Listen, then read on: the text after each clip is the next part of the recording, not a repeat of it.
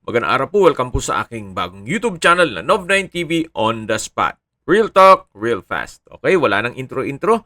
Nandito po tayo ngayon sa Tagaytay Country Homes kung saan meron po tayong bagong video presentation. Dalawang parsela ng lupa na back-to-back. Lahat po may access dito sa cemented road. May total lot area po ito na 504 square meters at titulado po lahat. Binebenta po ito ni owner as a whole property. So, hindi pwedeng itong dito sa elevated at hindi rin pwedeng yung dun sa lower part o yung isang parsela. Ito pong unang parsela ng lupa ay elevated po compare dun sa isang parsela. Although medyo slope po ito ang terrain, pero banayad naman po. Kaya usable po siya. Wala pong masasayang. Then, regular cut. At yan po yung tinutukoy ko na pangalawang parsela ng lupa. At titulado din po yan.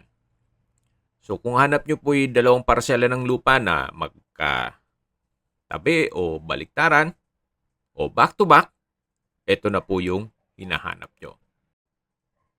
Ang dalawang frontage niya ay may access sa mismong daan. So, yan po yung unang parsela na kung saan dyan tayo galing kanina. At pagdating po dito, patag na patag po siya.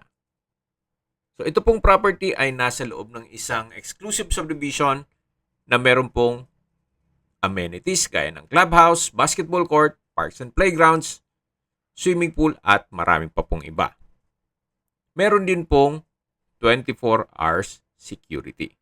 Napakaganda po nito, gawan nyo ng inyong bahay bakasyonan o di kaya'y retirement home. Gawa ng napakatahimik po ng lugar, sariwa ang hangin, at malamig po ang klima. Ito po yung frontage ng pangalawang parsela na lupa. Okay, summarize ko lang po. Itong pong property ay nasa Tagaytay Country Homes. Bali, back-to-back po ito. At may total lot area na 504 square meters. Paras po yung titulado at iisa lang po ang may-ari. Binebenta po ito sa halagang 13,500 pesos per square meter. Kung may mga katanungan po kayo, tawag lang po kayo sa aking numero. Ang full video po nito ay mapapanood nyo sa aking main YouTube channel na Nov9 TV Official, the Nov9 TV channel, at Nov9 TV Listings.